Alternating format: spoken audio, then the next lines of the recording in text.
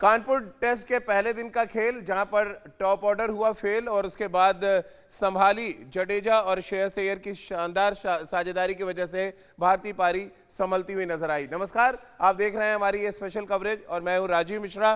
पहले test match के पहले दिन से जुड़ी 5 बड़ी बातें सबसे पहले आपको बता देते हैं और ये 5 बड़ी बातें आपको पूरे दिन के खेल का विश्लेषण बता देंगी, क्योंकि पहले दिन जहां टॉस जीता भारत ने, वहीं 258 रन बनाए 4 विकेट के नुकसान पर।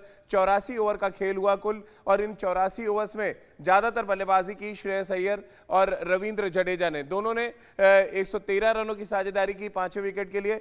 145 रन पर 4 विकेट गिर गए थे और एक समय ऐसा लगा था कि टॉस जीतने का बड़ा एडवांटेज भारतीय टीम के हाथ से निकल जाएगा, लेकिन कुल मिलाकर 113 रन की साझेदारी ने इस बात को तय किया कि भारतीय टीम इस टेस्ट मैच के पहले दिन कम से कम दबाव में नजर नहीं आएगी, क्योंकि एक बड़ा टॉस जीता था अजिंक्य रहाणे ने और ऐसा लग रहा था कि एक बेहतर शुरुआत के साथ भारतीय टीम इस टेस्ट मैच को अपने कब्जे में ले लेगी। लेकिन टॉप ऑर्डर के लगातार फेल होने से भारतीय टीम की समस्याएं खत्म नहीं हो रही हैं और कुल मिलाकर ग्रीन पार्क में टेस्ट मैच के पहले दिन भी कुछ ऐसा ही देखने को मिला।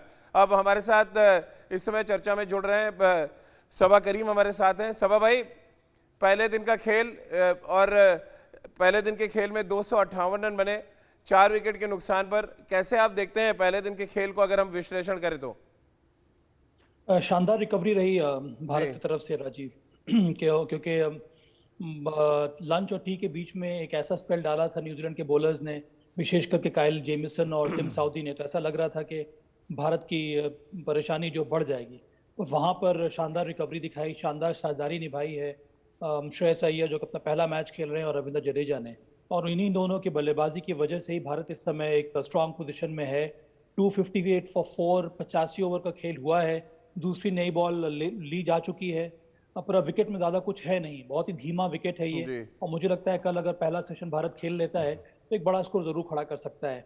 देखिए, न्यूजीलैंड के लिए सबसे बड़ी परेशानी ये हुई कि उनके जो तीनों स्पिनर्स जिन्होंने गेंद डाली आज, वो तीनों के दिनों असरदार हुए नहीं। वो जो ग्रिप मिलनी चाहिए विकेट से, वो जो सही स्पीड से बॉल डालनी चाहिए थी, जो घुमाव मिलना चाहिए था इस कानपुर के सरफेस में, वैसा कुछ उनको प्राप्त हुआ नहीं। इसीलिए मुझे लगता है कि जैसे जैसे दिन गुजरता गया बल्लेबाजी थोड़ी बहुत आसान हो गई। पहले सेशन में थोड़ी बहुत नमी थी, एक बार वो खत्म हो गई तो फिर आसान हो गया बैटिंग करना भारत के लिए। तो चलिए सबा भाई, क्योंकि श्रेयस अय्यर और रविंद्र जडेजा का आप जिक्र कर रहे हैं तो 2 तस्वीरें आपको दिखा देते हैं। दोनों ही बल्लेबाज अर्धशतक लगाकर इस समय क्रीज पर हैं। एक तरफ श्रेयस अय्यर है जो अपने पहले ही टेस्ट मैच में शतक लगा सकते हैं और 75 रनों पे वो नाबाद हैं। वहीं दूसरी तरफ रविंद्र जडेजा की हम बात कर लें तो रविंद्र जडेजा 50 रनों पे नाबाद है और ये दोनों बल्लेबाज, यानी कि ये दोनों बल्लेबाजों के बीच साझेदारी जितनी आगे बढ़ेगी न्यूजीलैंड के लिए मुसीबत उतनी ही बढ़ती चली जाएगी, क्योंकि टॉस जीतने का जो बड़ा एडवांटेज है, अगर भारतीय टीम 350 या 400 का स्कोर लगा देती है तो इस टेस्ट मैच में वो कोशिश यही करेंगे कि सिर्फ एक बार ही वो बल्लेबाजी करें। और ये बड़ा इंपॉर्टेंट फैक्टर होता है जब आप भारतीय पिचेस पर, भारतीय सरजमी पर आप खेलते हैं, तो आपको ये ध्यान में रखना पड़ता है कि अगर आप टॉस जीत गए हैं तो फिर आप इस टेस्ट मैच में, उस पर्टिकुलर टेस्ट मैच में आप सिर्फ एक बार बल्लेबाजी करने की सोचें। क्या सबा भाई, आज के खेल के बाद हम कह सकते हैं कि भारतीय टीम की रणनीति एक बार बल्लेबाजी करनी होगी, जितना लंबा वो खेल सकें पहली पारी में, कुछ इसी तरह का लक्ष्य होगा टेस्ट मैच के दूसरे दिन भी? देखिए, प्रयास तो यही होगा, पर अंत में आपके पास उस प्रकार के बैटर्स भी चाहिए होते हैं एक बड़ा स्कोर खड़ा करने के लिए। आज भारत के सभी 4 विकेट जो गिरे हैं, सभी चारों बल्लेबाजों को शुरुआत मिली थी, उसको बड़े स्कोर में कोई कन्वर्ट कर नहीं पाया, चाहे वो शुभमन गिल हो या मयंक अग्रवाल हो या चेतेश्वर पुजारा या फिर अजिंक्य रहाणे। इनमें से अगर 2 खिलाड़ी कोई बड़ा स्कोर खड़ा कर देता तब भारत के लिए और आसान हो जाता। पर उसके बावजूद अभी जो स्थिति है, इसके बाद रिद्धिमान साहा आएंगे, आर अश्विन है, अक्षर पटेल हैं, ये तीनों की तीनों अच्छी बैटिंग करते हैं, विशेष करके जिस तरह के कंडीशंस हैं यहाँ पर कानपुर में।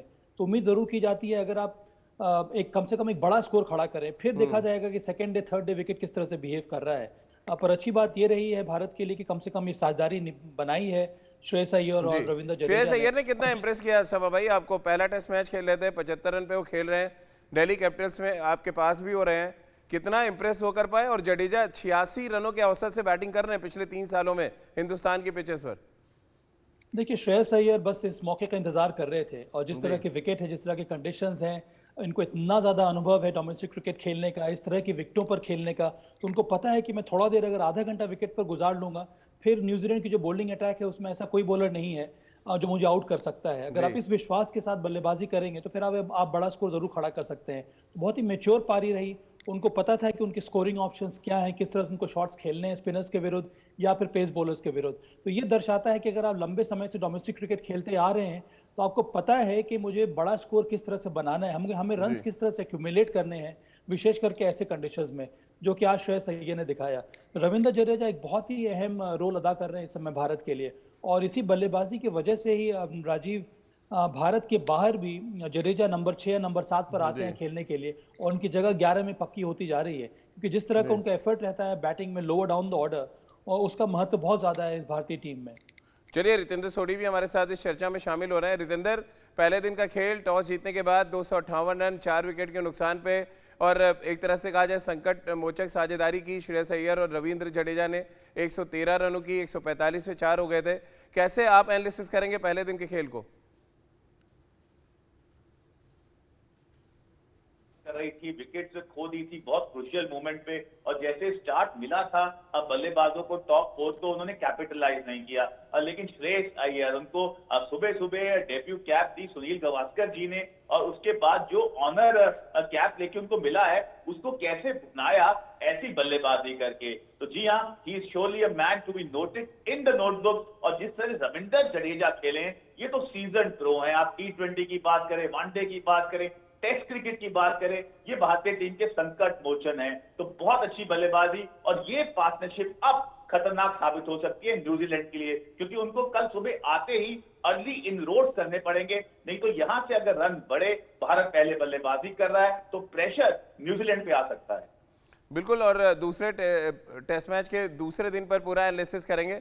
उससे पहले एक रिपोर्ट आपको दिखाते हैं, क्योंकि अगर आपके 145 रन पे 4 विकेट गिर जाए, टॉस जीतकर अगर आप पहले बल्लेबाजी करने का फैसला कर रहे हैं, तो कभी कभी ये दांव उल्टा पड़ता भी नजर आ रहा है। और खासतौर से अगर हम टॉप ऑर्डर के बल्लेबाजों का पूरा प्रदर्शन देखें, तो एक बात साफ नजर आएगी कि ये टॉप ऑर्डर के बल्लेबाज लगभग पिछले 2 सालों से वही गलतियां दोहरा रहे हैं, जो गलती उन्होंने ऑस्ट्रेलिया में दोहराई, जो गलती उन्होंने इंग्लैंड के खिलाफ भारत में दोहराई। कुछ वैसी ही गलती शुभमन गिल हो, चाहे अजिंक्य रहाणे हो, मयंक अग्रवाल हो या चेतेश्वर पुजारा हो, सब ने लगभग वही गलती रिपीट की, जिस गलती की वजह से वो बड़े स्कोर नहीं बना पा रहे। और नतीजा ये कि 145 रन पे 4 विकेट गिर गई थी और भारतीय टीम मुश्किल में फंसती नजर आ रही थी। आखिर ये गलती बार बार क्यों रिपीट हो रही है, सबसे पहले वो देखिए और समझिए हमारी इस खास रिपोर्ट में। के टॉप ऑर्डर के जो बड़े बड़े बल्लेबाज हैं, वो बड़े स्कोर नहीं बना रहे हैं, वो शतक नहीं बना रहे हैं। मुद्दा यहाँ पे ये है कि एक तरीके से पिछले 2 साल में आउट हो रहे हैं, और ज़्यादातर बल्लेबाजों को स्टार्ट अच्छा मिल रहा है, और इस स्टार्ट को वो कन्वर्ट नहीं कर पा रहे हैं शतक या बड़े स्कोर्स में। और इसी मुद्दे पे बातचीत अब आगे कर लेते हैं। रितेंद्र सोढी और सबा भाई हमारे साथ जुड़े हुए हैं। रितेंद्र, ये लगातार आउट होने का सिलसिला लगभग एक जैसा, ये तो फिर क्या इसको कहेंगे? अगर आप अलग अलग तरीके से आउट हों, आप स्कोर ना बना पाए, समझ आता है। पिछले 2 सालों में अगर आप पैटर्न निकालें इन बल्लेबाजों के आउट होने का, लगभग एक जैसा है, और मजे की बात यह है कि इसमें कोई काम करता नजर नहीं आ रहा है। जी राजीव, बिल्कुल ये चिंता का विषय है, क्योंकि अब तो हम अपनी होम कंडीशंस में खेल रहे हैं, जहां भारतीय बल्लेबाज अपना सिक्का जमा सकते हैं। और अगर हम आज की बात करें, मोस्टली सब बल्लेबाजों ने आंखें जमा ली थी, ऐसा लग रहा था बड़ा स्कोर करेंगे। अब शुभमन गिल की बात करें, पुजारा, अजिंक्य रहाणे, लेकिन ऐसा नहीं हुआ है। तो ये तो अब क्रिकेटिंग बुक्स कहती हैं कि अगर आप 20-30 रन बना के आउट होते हैं, तो वो कार्डिनल सिन है, कार्डिनल एरर है, आप अपनी टीम को फंसा रहे हैं। तो जी हाँ, यहाँ पे राहुल द्रविड़ जरूर काम करेंगे, क्योंकि ये जो गलती है रिपीटेडली हो रही है। यहाँ पे बल्लेबाजों को समझना होगा कि अगर अच्छा स्टार्ट मिला है, उसको बड़े में कन्वर्ट किया जाए। विराट कोहली एक प्राइमरी एग्जाम्पल है कि जब भी 40-50 बनाते हैं तो 150-200 तक जाते हैं। तो जी हाँ, I think here Rahul Dravid और रोहित शर्मा की अगर बात करें, अजिंक्य रहाणे की बात करें, सीनियर्स को पार्टिसिपेट करना होगा और मोटिवेट करना होगा तमाम बल्लेबाजों को।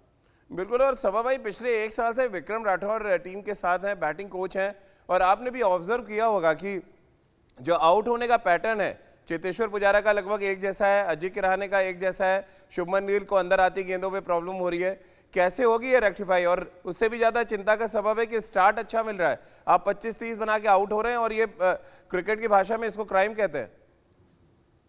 इसका मतलब ये भी है राजीव के लैप्स ऑफ कंसंट्रेशन की वजह से ही आप आउट हो रहे हैं। अगर आप में कोई तकनीकी इशू है तो उसको आप हैंडल कर पाते हैं कुछ समय तक के लिए, पर अचानक जब भी आपका कंसंट्रेशन टूट जाता है या ब्रेक हो जाता है, तब फिर से आप वही गलती दोहरा देते हैं। यही हो रहा है यहाँ पर पुजारा या फिर अजिंक्य रहाणे के साथ। तो बैटिंग कोच या फिर हेड कोच जितनी भी मेहनत करे, अंत में वो जो खिलाड़ी है उसी को अपने कंसंट्रेशन लेवल्स बढ़ाने होंगे। उसी को उस प्रकार से विजुलाइज करना पड़ेगा कि आप 20-25 रन बनाकर खेल रहे हैं, बॉलर आपको इसी एरिया में आउट करने के लिए टारगेट कर रहा है, आपका अप्रोच क्या होगा, आप खेलेंगे उस बॉल को, छोड़ेंगे। अगर आपको मारने का भी प्रयास करना होता है तो आपको शरीर के करीब जाके शॉट लगाना होता है। तो यही आपको मेहनत करनी होती है। और लेकिन लेटेस्ट सभा भाई ये चलेगा कब तक? आप भी देख रहे हैं इतने सालों से, बड़ा कठिन हो जाता है। इतने सालों से आप भी देख रहे हैं इन बल्लेबाजों को। अजिंक्य रहाणे, पुजारा 2 साल से 18 रन और 23 रन के एवरेज से अगर रन बनाएंगे तो आप कब तक टीम के साथ इनको ढो पाएंगे? अब तो इस तरह के शब्द आपको इस्तेमाल करने पड़ते हैं जब आप रन नहीं बना रहे। बहुत रन बनाए थे वो अलग बात है, बना क्या रहे वो इंपॉर्टेंट फैक्टर है।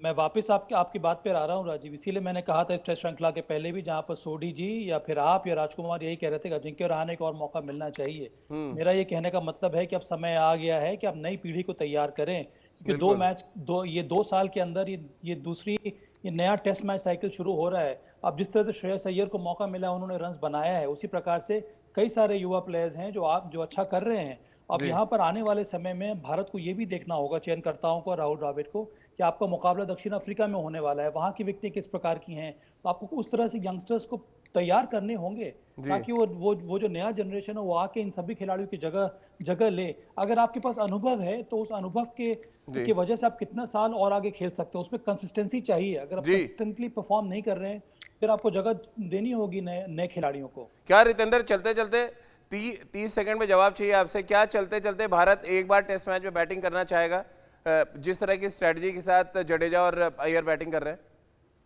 जी राजीव, बिल्कुल। मुझे लगता है पहला 1 घंटा बहुत इंपॉर्टेंट है। अगर जडेजा और श्रेयस अय्यर वहां सरवाइव कर जाते हैं तो it will be catch up race for New Zealand, उनके लिए मुश्किल हो जाएगा। और जब आप पहले बल्लेबाजी करते हैं, आप यही चाहते हैं भारतीय कंडीशंस में कि आप सिर्फ एक बार बल्लेबाजी करें, तो भारत के पास अच्छा मौका है, but first 1 our is crucial.